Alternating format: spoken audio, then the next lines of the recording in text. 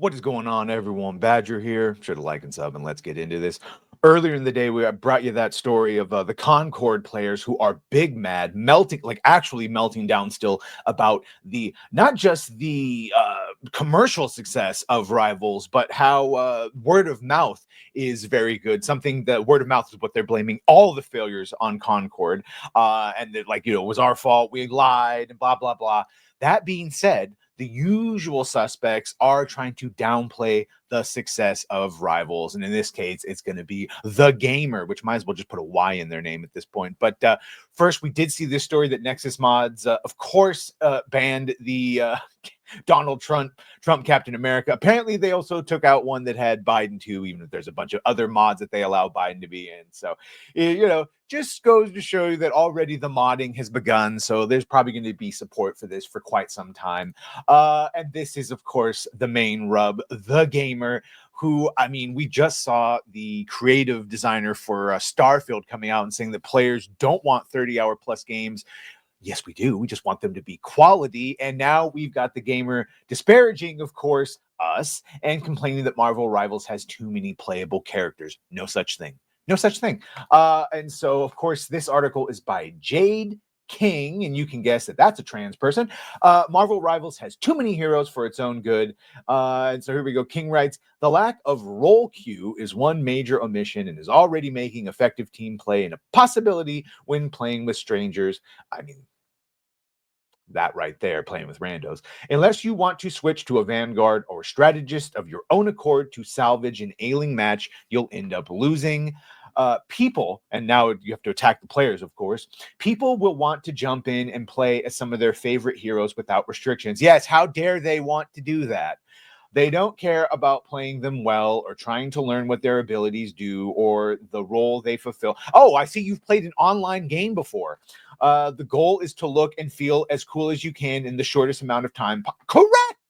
A power fantasy that sadly isn't possible in a game that demands mechanical knowledge like this one. The author even claiming this will make players walk away immediately. Well, it's had about 480,000 players of all time, and of that, in the past 24 hours, you can see it's managed to keep over 400,000 of them with a pretty consistent over 400,000 players since launch. That is extremely impressive. It's, as they note here, they did the math. It's only a 13.5% decrease.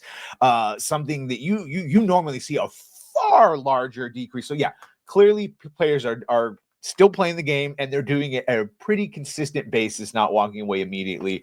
From Gooch to Nerd Wars, they're all playing Rivals. Nerd Wars said he went through the training so he could see how every single, that's 40 different tutorials he played through.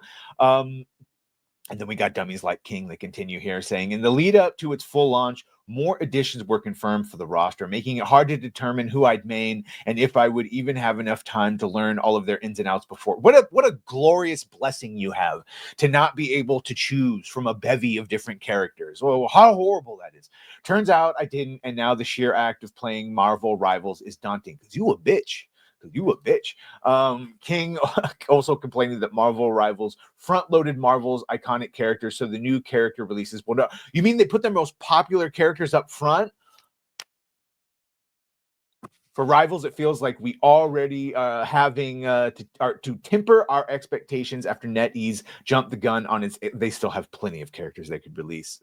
Finally, the author concluded, I could be proven wrong. I mean, I personally, you already are, but I could be proven wrong. But right now, I'm not very excited about new heroes to come to Marvel Rivals because we are already dealing with an excessive roster. You cannot fucking win with this type of gamer because these are the people that would be playing and say, oh, we complaining, so there's not enough variation.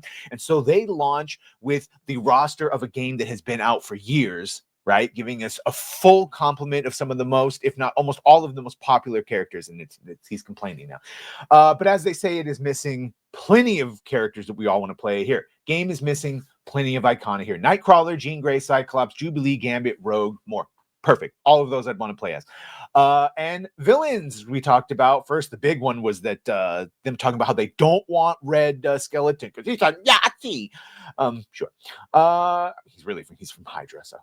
Spider-Man's Rogue Rally, we got Green Goblin, Rhino, Kraven, Vulture, Dr. Octopus, Lizard, Electro, Sandman, Mysterio. All of those would be hype to add, as well as characters like Ant-Man, Wasp, Marvel, Hawk, Vision, Falcon, Darkhawk, and more. You can still do multiverses. You can show the same character, but with different abilities and different skins.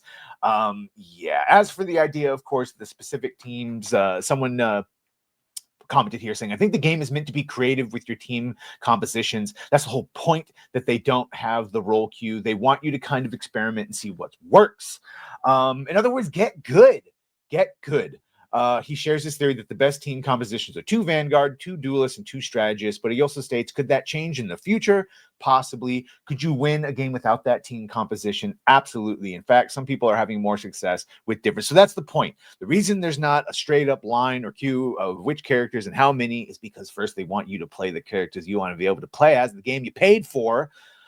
Love Star Wars Battlefront, but by the time you normally got to play a hero, you had like 30 seconds to play as them, and boom, done. So like at least now people get to play as the characters they want, and yeah, fucking complaining. We finally have a game that has 40 different characters, and you say it's too much. I give up. Anyway, let me know what you think about all this. Make sure to like, share, and sub. If you are one of the people playing Marvel Rivals, let me know what you think. And oh, poor Concord. Either way, congratulations to the Marvel Rival players. See you on the next one. Well,